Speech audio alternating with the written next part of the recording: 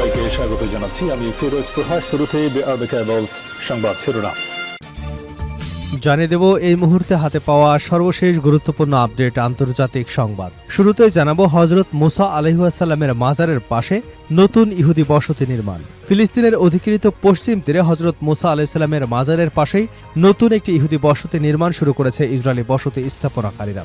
একই সময় পশ্চিম তীর জুড়ে বসতি স্থাপনাকারীদের তাণ্ডব হামলা, ইসরায়েলি সেনাবাহিনীর অভিযান অব্যাহত রয়েছে। এ পরিস্থিতিতে বসতি সম্প্রসারণের পরিকল্পনার তীব্র নিন্দা জানিয়েছে জাতিসংঘের মহাসচিব অ্যান্টোনিও গুতেরেস। এবারে জানাবো উত্তর ইরাকের সবচেয়ে বড় গ্যাস ক্ষেত্রে ড্রোন হামলা। উত্তর ইরাকের কুর্দি নিয়ন্ত্রিত খোরমোর গ্যাস ক্ষেত্রে ড্রোন হামলা চালানোর ঘটনা ঘটেছে।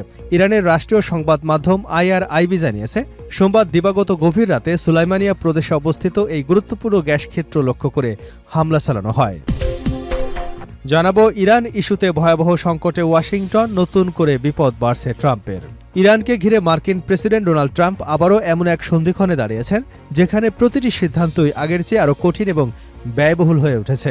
দীর্ঘদিনের সামরিক অভিযান কাঙ্ক্ষিত ফল না দেওয়ায় এখন যুক্তরাষ্ট্রের সামনে কূটনৈতিক উদ্যোগ, সামরিক চাপ বৃদ্ধি কিংবা অর্থনৈতিক অবরোধের প্রতিটি বিকল্পই বড় ধরনের রাজনৈতিক কৌশলগত ঝুঁকি তৈরি করছে। এবারে থাকছে লোহিত সাগরের নিয়ন্ত্রণ চায় হুথিরা, ইয়েমেনের পররাষ্ট্রমন্ত্রী। ইরানের মতো লোহিত সাগরের বাবাল মান্দেব প্রণালীও নিয়ন্ত্রণে নিতে চায় ইয়েমেনের হুথি বিদ্রোহীরা। সোমবার এমন অভিযোগ করেছেন ইয়েমেন সরকারের পররাষ্ট্রমন্ত্রী আফরা আল জৌবা।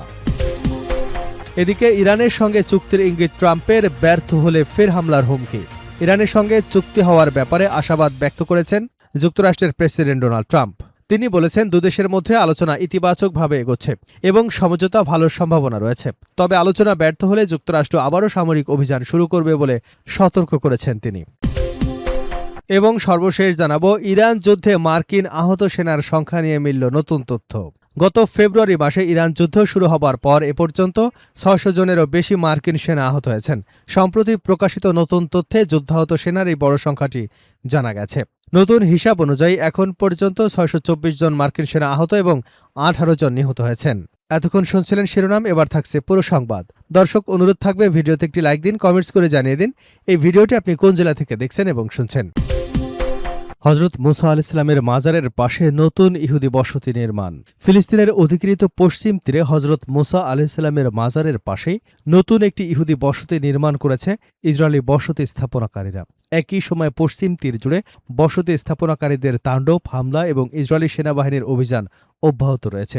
এ পরিস্থিতিতে বসতি সম্প্রসারণের পরিকল্পনার তীব্র নিন্দা জানিয়েছে জাতিসংঘের মহাসচিব অ্যান্টোনিও গুতেরেস। সংস্থাটি বলছে, জেরুজালেম এবং জর্ডান উপত্যকার মধ্যবর্তী এলাকায় ইসরায়েলি বসতির সংখ্যা ধারাবাহিকভাবে বাড়ছে। একই সঙ্গে এসব এলাকায় বসতি স্থাপনাকারীদের হামলাও বেড়েছে। এসব হামলার সময় অনেক ক্ষেত্রেই তারা ইসরায়েলি দখলদার বাহিনীর সুরক্ষা পেয়ে থাকে বলে জানিয়েছে ওয়াফা। এদিকে সোমবার গভীর রাতে অধিকৃত পশ্চিম তীর জুড়ে যানবাহনে হামলাকারী ফিলিস্তিনিদের উপর হামলা চালিয়েছে ইসরায়েলি বসতি স্থাপনাকারীরা। ওয়াফা জানিয়েছে, পূর্ব জেরুজালেম এবং রামাল্লার কাছাকাছি এলাকায় এসব হামলার ঘটনা ঘটে। এছাড়া হেব্রনের দক্ষিণে আল মুক্তার গোলচত্বরে অভিযান চালিয়ে এক ফিলিস্তিনিকে গুলি করে আহত করেছে ইসরায়েলি বাহিনী। ফিলিস্তিন রেড ক্রিসেন্ট সোসাইটি আহত ব্যক্তিকে চিকিৎসার জন্য হাসপাতালে নিয়ে গেছে। এদিকে নাবলুস এবং রামাল্লার মধ্যবর্তী সড়ক থেকে এক ফিলিস্তিনিকে আটক করেছে ইসরায়েলি বাহিনী। এছাড়া বেতলেহেমের দক্ষিণ পূর্বে তুকু শহর এবং পশ্চিমে দোহা এলাকায়ও অভিযান চালানো হয়েছে। অন্যদিকে অধিকৃত পশ্চিম তীরে ইসরায়েলি বসতি দ্রুত সম্প্রসারণের পরিকল্পনার নিন্দা জানিয়েছে জাতিসংঘের মহাসচিব অ্যান্টোনিও গুতেরেস। সোমবার প্রকাশিত বিবৃতিতে তিনি বলেন, ফিলিস্তিনি ভূখণ্ডে ইসরায়েলি বসতিগুলোর কোনো আইনি বৈধতা নেই এবং এগুলো আন্তর্জাতিক আইনের স্পষ্ট লঙ্ঘন। পশ্চিম তীরে চলমান সহিংসতা এবং বিদ্যমান বসতিগুলোকে বৈধতা দেওয়া এবং বসতি স্থাপনের ইসরায়েলি পরিকল্পনার প্রেক্ষাপটে তিনি এ মন্তব্য করেন। গুতেরেস বলেন, এসব বসতি দুই রাষ্ট্রভিত্তিক সমাধান এবং ইসরায়েল ও ফিলিস্তিনিদের মধ্যে ন্যায়সঙ্গত স্থায়ী সার্বিক শান্তি প্রতিষ্ঠার ক্ষেত্রে অন্তরায় হয়ে দাঁড়িয়েছে। সাম্প্রতিক মাসগুলোতে ইসরায়েলের বসতি সম্প্রসারণের নীতির বিষয়ে জাতিসংঘ বারবার যে সতর্ক দিয়েছে, গুতেরেস সেই বিবৃতিরই ধারাবাহিকতা। একই সঙ্গে জাতিসংঘ এবং এর সহযোগী সংস্থাগুলোর মতে তিনিও বেসামরিক মানুষের সুরক্ষা নিশ্চিত করা এবং আন্তর্জাতিক ও মানবাধিকার আইন অনুযায়ী দায়ীদের জবাবদিহিতার আওতায় আনার আহ্বান জানিয়েছেন। উত্তর ইরাকের সবচেয়ে বড় গ্যাস ক্ষেত্রে ড্রোন হামলা। উত্তর ইরাকের কুর্দি নিয়ন্ত্রিত খোরমোর গ্যাস ক্ষেত্রে ড্রোন হামলার ঘটনা ঘটেছে। ইরানের রাষ্ট্রীয় সংবাদ মাধ্যম IRIB জানিয়েছে সোমবার দিবাগত গভীর রাতে সুলাইমানিয়া প্রদেশে অবস্থিত এই গুরুত্বপূর্ণ গ্যাসক্ষেত্র লক্ষ্য করে হামলা চালানো হয়েছে। খুরমুর গ্যাসক্ষেত্র থেকে কুর্দি অঞ্চলের অধিকাংশ বিদ্যুৎ কেন্দ্রে গ্যাস সরবরাহ করা হয়। প্রায় একই সময় হামলার স্থান থেকে প্রায় 200 কিলোমিটার দূরে কুর্দি স্বায়ত্তশাসিত অঞ্চলের রাজধানী এরবিলের একাধিক বিস্ফোরণের খবর পাওয়া যায়। বিস্ফোরণের মুহূর্তে বেশ কয়েকটি ভিডিও সামাজিক যোগাযোগ মাধ্যমে ছড়িয়ে পড়েছে। ইরাকি সংবাদ মাধ্যম এবং ইরানের বার্তা সংস্থা ফার জানিয়েছে এরবিলের মার্কিন কনসুলেটের নিকটবর্তী এলাকাসহ অন্তত 7টি বিস্ফোরণের ঘটনা ঘটেছে। এদিকে আল জাজিরাকে দেওয়া এক সাক্ষাৎকারে পুলিশ সূত্র জানিয়েছে এরবিলের উত্তর পূর্বাঞ্চলের খালিফান এবং সোরান এলাকার বিভিন্ন স্থাপনাকে লক্ষ্য করে অন্তত 4টি ইরানি ড্রোন হামলা চালানো হয়েছে বলে সন্দেহ করা হচ্ছে। পুলিশের দাবি এসব হামলার পরপরই এরবিলের আকাশে যুক্তরাষ্ট্রের 10টিরও বেশি যুদ্ধবিমান ও ড্রোন টহল দিতে দেখা গেছে। এছাড়া লক্ষ্যবস্তু এলাকাগুলো ও আশপাশে ব্যাপক অগ্নিকাণ্ডের ঘটনা ঘটেছে। 2টি ড্রোন লক্ষ্যবস্তুর কাছাকাছি এসে বিধ্বস্ত হয়েছে বলেও জানানো হয়েছে।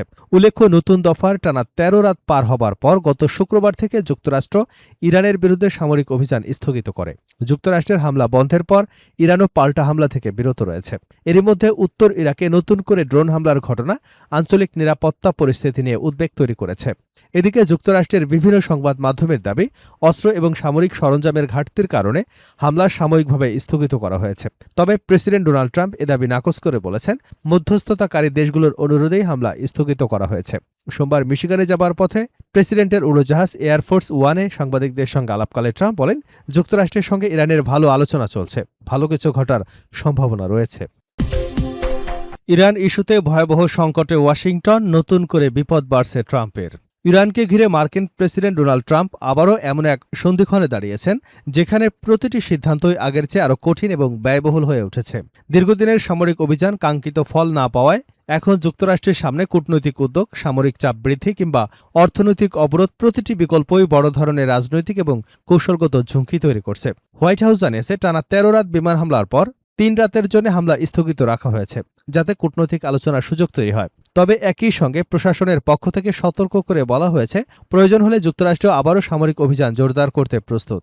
এদিকে ইরান জানিয়েছে সাম্প্রতিক দিনগুলোতে ওমানের মধ্যস্থতায় দুই দেশের উপপররাষ্ট্রমন্ত্রী পর্যায়ে আলোচনা হয়েছে। তবে হরমুজ প্রণালীতে জাহাজ চলাচলের নিয়ন্ত্রণ নিয়ে নিজেদের অবস্থান থেকে সরে আসার কোনো ইঙ্গিত দেয়নি তেহরান। এই ইস্যুকে বর্তমানে উত্তেজনার অন্যতম প্রধান কারণ হিসেবে দেখা হচ্ছে।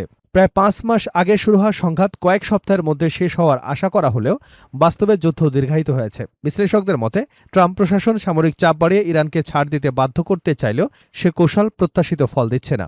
যুক্তরাষ্ট্র চাইলে স্থল বাহিনী মোতায়েন করে সামরিক চাপ আরও বাড়াতে পারে। তবে এমন সিদ্ধান্তে মার্কিন সেনাদের ব্যাপক প্রাণহানির আশঙ্কা রয়েছে, যা ইতিমধ্যেই যুদ্ধবিরতি জনমতকে আরও শক্তিশালী করতে পারে। অন্যদিকে ইরানের পরিবহন অবকাঠামো এবং বিদ্যুৎ কেন্দ্রে হামলা চালিয়ে অর্থনীতিকে আরও দুর্বল করবার বিকল্পও রয়েছে। তবে এতে সাধারণ ইরানি নাগরিকদের দুর্ভোগ বাড়বে এবং তাতেও ইরানের নীতিগত অবস্থার পরিবর্তনের সম্ভাবনা কম বলে মনে করছেন মার্কিন গোয়েন্দা কর্মকর্তারা। এছাড়া ইরানের জাহাজ এবং বন্দরগুলোর উপর কঠোর অর্থনৈতিক অবরোধ আরোপের পরিকল্পনাও বিবেচনায় রয়েছে। কিন্তু এ ধরনের পদক্ষেপ কার্যকর হতে দীর্ঘ সময় লাগতে পারে। পাশাপাশি এর জবাবে ইরান হরমুজ প্রণালীতে বাণিজ্যিক জাহাজে হামলা পুনরায় শুরু করতে পারে, যা বৈশ্বিক জ্বালানি বাজারে নতুন সংকট সৃষ্টি করবে। যুদ্ধের প্রভাব ইতিমধ্যেই বিশ্ববাজারে পড়তে শুরু করেছে। গত সপ্তাহে আন্তর্জাতিক বাজারে তেলের দাম বেড়ে যাওয়ায় যুক্তরাষ্ট্রে জ্বালানির মূল্যবৃদ্ধির আশঙ্কা তৈরি হয়েছে। যদিও রোববার ব্রেন্ট ক্রুডের দাম 5% বেশি কমেছে। একই সময় ইয়েমেনের ইরান সমর্থিত হুথি বিদ্রোহীরা লোহিত সাগরের বিকল্প তেলপথ বন্ধ করবারও হুমকি দিয়েছে। বিশ্লেষকদের আশঙ্কা বৈশ্বিক অপরিশোধিত তেলের মজুত কমে যাওয়ায় পরিস্থিতি আরও জটিল হতে পারে। আর এই সংকটের মধ্যেই আগামী নভেম্বরে অনুষ্ঠেয় মধ্যবর্তী নির্বাচনের আগেই রাজনৈতিক চাপের মুখে পড়তে যাচ্ছে ডোনাল্ড ট্রাম্প প্রশাসন। লোহিত সাগরের নিয়ন্ত্রণ চায় হুতিরা, ইয়েমেনের পররাষ্ট্রমন্ত্রী। ইরানের মতো লোহিত সাগরের বাবাল মান্দেব প্রণালীও নিয়ন্ত্রণে নিতে চায় ইয়েমেনের হুথি বিদ্রোহীরা। সোমবার এমন অভিযোগ করেছেন ইয়েমেনের সরকারের পররাষ্ট্রমন্ত্রী আফরা আল জৌবা।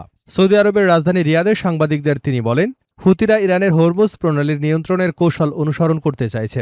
এতে হরমুজ ও বাব আল মান্দেব বিশ্ব বাণিজ্যের জন্য অত্যন্ত গুরুত্বপূর্ণ দুটি নৌপথে ঝুঁকির মুখে পড়তে পারে। তিনি অভিযোগ করেন, হুতিদের কর্মকাণ্ডের বিরুদ্ধে আন্তর্জাতিক সম্প্রদায়ের দুর্বল প্রতিক্রিয়ায় তাদের আরও সাহসী করে তুলেছে। বাব আল মান্দেব প্রণালী লোহিত সাগরকে এডেন উপসাগর এবং ভারত মহাসাগরের সঙ্গে যুক্ত করেছে।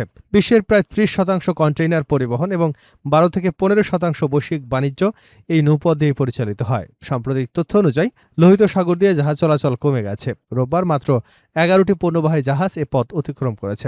চলতি মাসের শুরুতে হুথিরা সৌদি আরবগামী এবং সৌদি আরব থেকে ছেড়ে আসা জাহাজের উপর সামুদ্রিক অবরোধ ঘোষণা করে, পাশাপাশি দেশটির দিকে ক্ষেপণাস্ত্র ও ড্রোন হামলাও চালায়। এর জবাবে সৌদি আরব হুথি নিয়ন্ত্রিত গুরুত্বপূর্ণ বন্দর নগরী হুদাইদায় বিমান হামলা চালায়। আফরা আল জৌবা বলেন, ইয়েমেনের সরকার পরিস্থিতি মোকাবেলার জন্য প্রস্তুত রয়েছে। তিনি জানান, সরকার নিয়ন্ত্রিত ও হুতি নিয়ন্ত্রিত এলাকার সীমান্তের উভয় পক্ষের মধ্যে গোলাগুলি চলছে, তবে এখনও বড় ধরনের সামরিক অভিযান শুরু হয়নি। 2014 সালের হুতিরা রাজধানীর সানায় দখল করার পর ইয়েমেনে গৃহযুদ্ধ শুরু হয়। 2022 সালে যুদ্ধবিরতি হলেও হুতিরা এখনও রাজধানী সহ দেশের বড় একটি অংশ নিয়ন্ত্রণ নিয়ে রেখেছে।